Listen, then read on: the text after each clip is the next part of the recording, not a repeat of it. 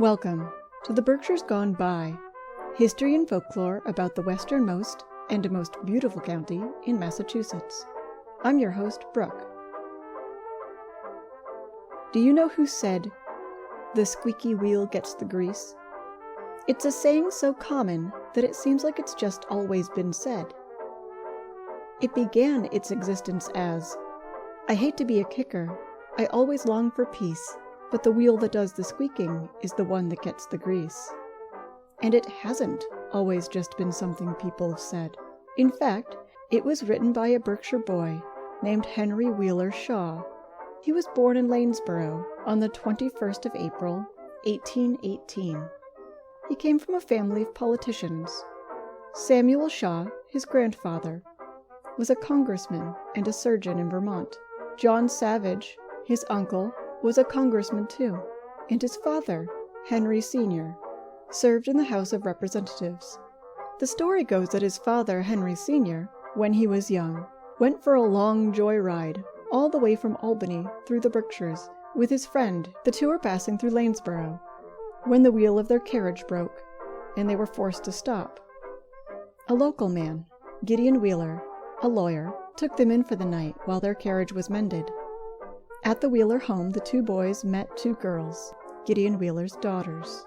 Not much later, the girl Ruth married his friend, and her sister Laura was soon wed to Henry. His father, Henry, and his mother Laura had high expectations of their obviously curious son.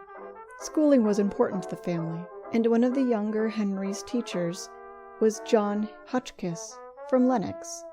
Lanesborough, being a quiet Berkshire County town, offered a rambunctious and brilliant boy room to roam and grow, and he did that well, sprouting into a muscular, tall young man of over 6 feet, a man with a sharp wit, and perhaps too much a love of pranks.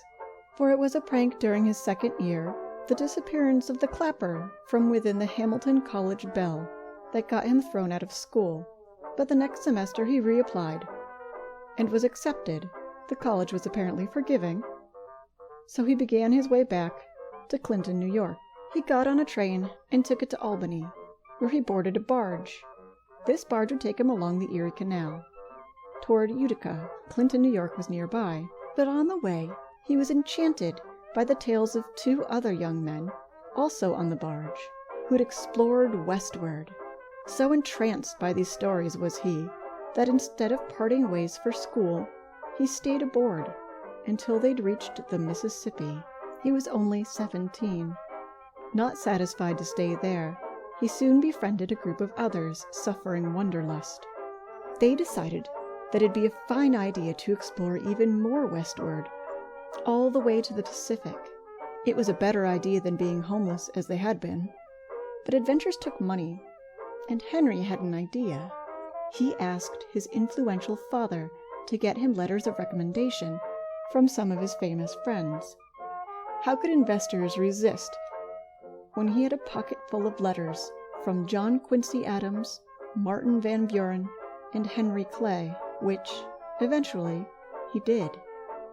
A German geologist was hired, along with a Canadian team of professional voyagers, used to the risks and rigors of traveling in the wilds. But almost as soon as they'd left, dissatisfaction plagued them. By the time they'd reached the prairie, the tensions had gotten heated, and then the geologist died.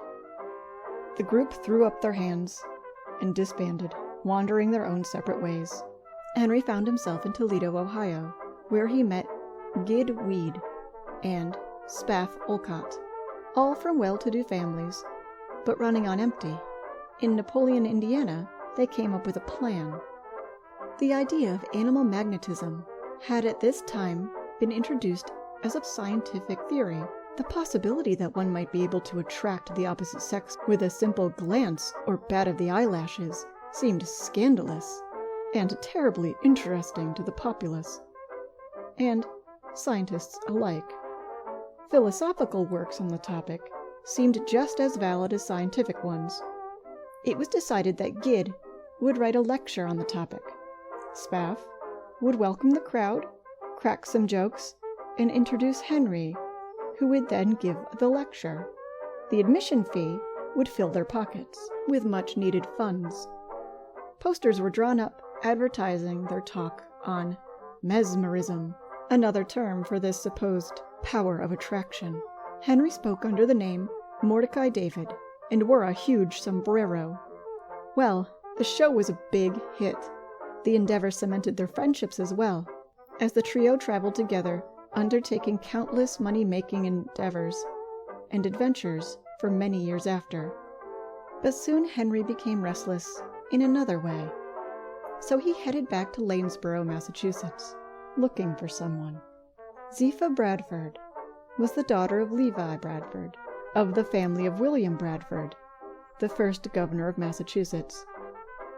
Henry had had his eye on her for what seemed like forever, and was terribly lucky that she was still unmarried when he came back looking, and in 1845 they married. By this time Henry had grown up a little more, or perhaps a little more out. He weighed a bit over 200 pounds, and was known for bad posture. But that didn't seem to deter Zepha at all. He took his young wife out west and tried farming. 2 daughters were born, but life in the remote west as a farmer wasn't fulfilling his need to feel accomplishment. So they moved to Saratoga, New York, but that didn't sit well with him either. So they moved back out west again. This time he started a coal mine. To transport his product for less, he even became the captain of a steamboat. But it wasn't working. He didn't feel like he belonged in that job. So they moved back east, this time to Poughkeepsie, New York. He sold real estate, while his daughters could go to a real school. Their names were Grace and Kate. One day, an editor of a local paper came to his real estate office and asked him to write a few articles for him. It was well known that in his youth, Henry had been on some adventures, and it seemed that this editor had heard of some of his tales. It wasn't hard to hear these tales. Henry knew everyone in town, and an editor asking around for someone who might be full of such stories to fill the pages of a newspaper would of course have eventually been pointed in Henry's direction. So flattered, and curious as always, Henry agreed to the job. So he began to write in 1858, at the age of 45. He'd always enjoyed it, but it was mostly as a hobby or in letters to friends and family that he'd explored his cleverness in creating witty verse before this journalism offer. But expressing one's opinion, especially if you might be poking a little fun at something, can irritate others, and Henry thought it better if perhaps the readers, who were of course his fellow citizens and neighbors, didn't know his real name. So he chose to write under a different one, and came up with the pen name Josh Billings. Essay on the Mule was spelt correctly in its first publication, but no one seemed to notice it, and he thought he'd failed with his very first article. But then he discovered that it just so happened that another author, Artemus Ward, had written a similar story, also about mules, but his phonetic spelling had made it a hit. It may seem silly today, but back then there was a fad for this sort of thing. Think about the way Mark Twain wrote. His country folk spoke like country folk, but you wouldn't know that if they were spelt correctly. You know that because they're misspelt, and slang is used. This communicates to the reader that the character speaks differently. So like Mark Twain and like Artemus Ward, both contemporaries of Josh Billings, the newly named Josh Billings began to consider writing with misspellings, accent, and slang as well. And in another coincidence, days before, Henry was asked to undertake the sale of the home of an editor of a New York City newspaper. He rewrote his essay on the mule, including misspellings, signed his new pen name, Josh Billings. He took Josh from the name of a friend, Josh Carreau, who died tragically years ago, and Billings came from nowhere. It just seemed to fit. With the lick of a stamp, it was bundled up and sent to the New York City editor. Then time passed without a word. It wasn't until by surprise Josh opened the newest copy of a humor comic paper and found his own essay published inside. Then he checked the papers entitled Budget of Fun and Yankee Notions and it was printed there too. He quickly ran off a few more article ideas he'd been toying with, and sent them along to New York City too, and in no time at all, they were published as well. But no one knew who Josh Billings was, and people loved it. His key to success was chiefly humor, his country wisdom, and witty turn of phrase, along with the quaint use of country dialect and misspellings, seemed to charm the masses. Mark Twain, his focus being on tales from the South, used phrases common to Southerners, while Josh Billings, being a Berkshire boy, used the common sound of New England, slang terms and sayings he heard growing up in Lanesboro. He wrote and was published over and over, but not paid. If he was doing this for free, then he'd have to stop and focus on his real job, or suffer financially. He sent his essay, On the Mule, to a Boston paper, but asked for payment, and the paper offered him $1.50. Not much at all, but Josh Billings had learned through his numerous business ventures, back when he was Henry Shaw, that you need to start somewhere, and that is very often at the bottom. So he accepted. He found inspiration in the payment, and soon wrote enough for a whole book, then wrote to Artemus Ward, the one who had inspired his style change, and asked him how to find a publisher. Ward invited Billings to a little supper at his house. When Billings got there, he found himself in a party full of the greatest writers and humorists of the day. This was his chance, and Billings took full advantage. Charmed by his wit, his manuscript was accepted by G.W. Carleton and Company publishers. He wrote as Uncle Zeke in Uncle Zeke's Wisdom, a column which ran in Century magazine. With the help of Artemus Ward, he published Josh Billings, His Sayings. His is spelled H-I-Z. His works touched on every imaginable subject, and the comic spin he offered to each made him a massive hit. Such a big hit that he began giving lectures. This apparently wasn't as great a venture as his writing. He gave 3 lectures in 3 years, and the audiences didn't seem entertained. At one event, he told an audience to leave after realizing that hardly anyone had shown up. He even talked of burning his lecture materials that same night. But instead of giving up, he grit his teeth, gripped his pen, and began to write again. It wasn't until he got an invitation to put on a lecture by the YMCA of Norwich, Connecticut, that his luck changed back to success. Every ticket was sold that night, and he remembered fondly later that not a single face was without a smile. He'd continue to lecture, on and off, for the rest of his life. What seemed to stick with people wasn't that his writing was funny. It was funny. It still is funny. It seemed to matter most that not only did it make them laugh and smile, but it seemed to mean something too. These were truths, some of them simple, funny truths that everyone could smile at and see the comedy in. But others had to be carefully delivered. It's easy to be off-putting when telling people the way the world works. Say to someone, there are 2 kinds of fools, those who can't change their opinions, and those who won't. Or perhaps something like, there are lots of people who mistake their imagination for their memory, and it's easy to sound preachy or condescending, which is a much easier way to lose fans than gain them. But padded between other funny sayings, and misspelled as they were, their sharpness is dulled, but their truth is preserved, and he had lots of them, such as, one of the rarest things that a man ever does is to do the best he can. If you ever find happiness hunting for it, you will find it, as the old woman did her lost spectacles, safe on her own nose the whole time. And silence is one of the hardest arguments to refute.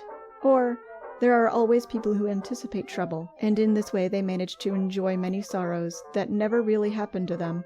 But when sandwiched between sayings like, there's 2 things in life for which we are never truly prepared, twins, and every man has his follies, and they are often the most interesting thing he has got, they are offered in a feast more easily swallowed, and even savored, and more importantly, remembered, like, it's the squeaky wheel that gets the grease. It's common to hear or see Josh Billings quotes, and yet Not even the person saying it knows where it came from. They've been so ingrained in our own culture, into the very crust of the American language, that we don't consider their origins anymore. But it wasn't easy for him. He once said it could take hours for him to fine-tune the idea for a witty saying. But it was paying the bills so well that his family moved to New York City. They set up a comfortable home, and he went to work for the New York Weekly. The title of his column changed a few times, but it always contained the name Josh Billings. This job remained with him for the rest of his life, and even a little longer. 130,000 copies of Josh Billings' Farmer's Almanacs sold the first year. This at a time when the American population was a scrap of what it is today. His family would remain comfortable, but he wasn't home much. People were still paying for talks, so he gave them. He was good at common sense, and that was the most common of all. Make money while you're able. His topics during the delivery of a lecture were simple. Hotels, he knew them well from traveling so much. Milk, and beauty, and the beast. Or in other terms, the beautiful people versus, or coupled with, the not-so-beautiful. But Henry Shaw didn't deliver them as intelligent, artistic, well-educated, brilliant, what more can I say, Henry Shaw. No. They were delivered as backwoods, down-home, common gentleman Josh Billings, a man who could make people smile while talking of things of great weight. Henry wasn't just a great writer.